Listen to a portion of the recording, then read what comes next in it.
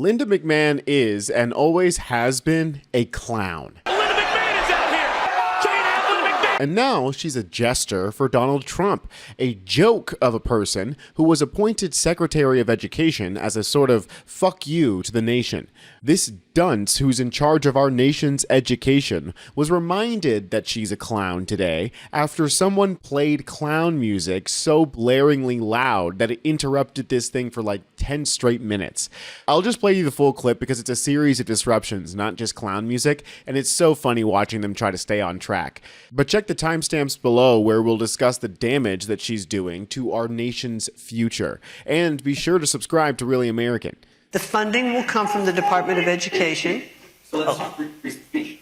Linda McMahon is a corrupt billionaire donor who knows nothing. Well, apparently it's the CCP didn't like that. They're cutting into our technology. We're getting a little feedback in here. I think it was a few of the liberal senators in connection with the CCP thought they'd try and cut into that. So you know what's interesting is that when I talked to the senators and I said, let me show you how this will work. We'll take this program out of the Department of Labor, out of education, we'll put it into the Department of Labor. We'll make sure that you understand what we're going to be able to accomplish by that. And the Senate then actually has to vote on moving that one program from Department of Education permanently into the Department of Labor. He said, this has to change. This is embarrassing. And he was angry about it. So not only did he charge me that we have to close down the Department of Education, and I'll just take a little side note, when I was being confirmed, Senate confirmed for the position, I was really attacked a little bit by some of the senators who were saying, so what are you actually going to be doing? Why would you close down the Department of Education? And I said, Senator, clearly something that we're doing is not working. We've spent $3 trillion since the Department of Education was established, and we've seen our performance scores occasionally tick up a little bit. By and large there, the graph has gone like this. We're not doing something right. Let's make sure that we are changing what we're doing.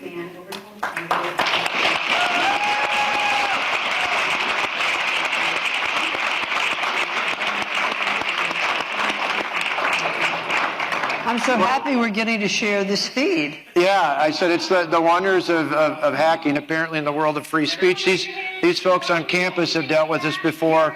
If liberals don't like your ideas, they try and shut you down. But these students know if you're under attack, the F's got your back. And even here on this stage, we're not going to back down from the truth.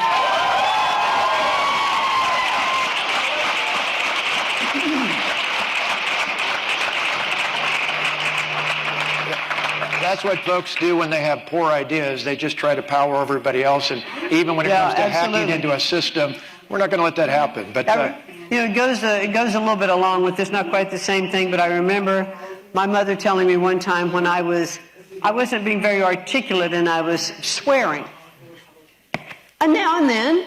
But my mother told me, she said, using swearing instead of really good words is the mark of a vocabulary cripple.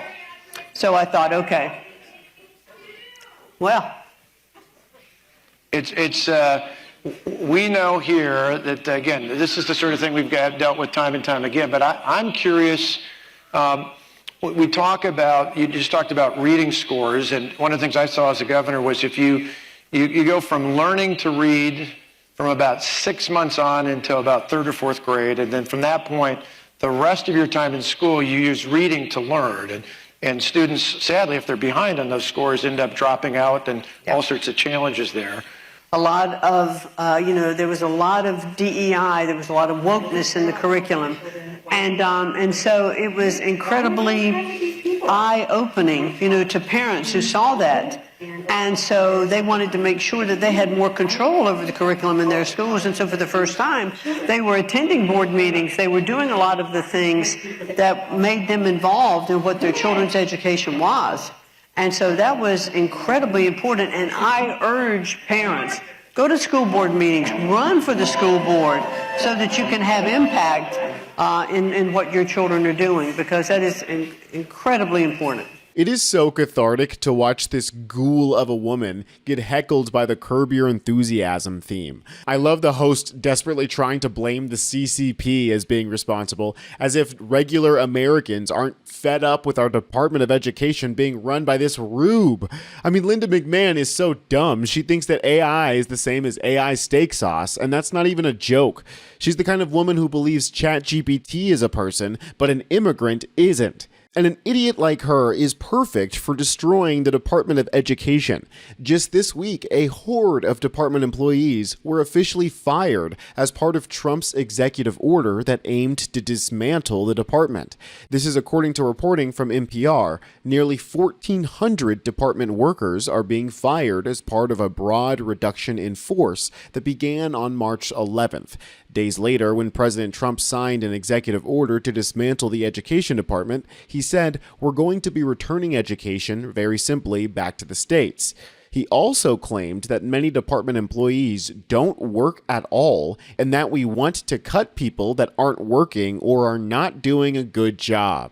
Trump's brain doesn't do a good job at working, so why don't you go ahead and fire that? Trump's education secretary, Linda McMahon, called the mass firing a significant step towards restoring the greatness of the United States education system. The husk of what remains of the Department of Education will be aimed specifically at ruining the lives of students rather than improving it. The department announced today that it would be resuming collections on student loans that have been paused since 2020, which is sure to cause an already strained working class to become even more unable to afford the ever-rising cost of living. The Department of Education announced that the Office of Federal Student Aid will resume collections. The department has not collected on defaulted loans since March of 2020. Resuming collection protects taxpayers from shouldering the cost of federal student loans that borrowers willingly undertook to finance their post-secondary education. Now, there is a small amount of relief here in that there is a bipartisan effort to protect the parts of the education department that haven't been touched by Trump's efforts so far. Some moderate Republicans have joined Democrats to protect the Pell Grant and NIH funding. Senate Republicans are planning to protect the Pell Grant program, keeping the maximum grant award to $7,395 for the coming academic year, despite the Trump administration's proposal to lower it to $5,710. The rejection of Pell Grant cuts at a key committee markup Thursday is just the latest rebuke from congressional appropriators, as lawmakers in both chambers have appeared wary of President Trump's plans to shutter offices, gut programs, and generally reshape the federal government. In addition to protecting the $22.5 billion for Pell, the GOP also spared TRIO, campus childcare subsidies, and numerous other programs that Trump had proposed zeroing out because he's an evil ghoul, as South Park rightly pointed out, Satan's second-hand man. Unfortunately, this is literally the least a Republican like Suzanne Collins can do after supporting Trump's efforts up to this point. I mean, really, at this point, all I can hope is that the damage that Trump does is so undeniably bad that voters will come out in droves in the midterms and in 2028 to bury MAGA once and for all. If you want to stay up to date on the kind of news that MAGA doesn't want you to know, well, then you know where to find it, right here at Really American. I'm Tony Hinderman, and I'll catch you next time.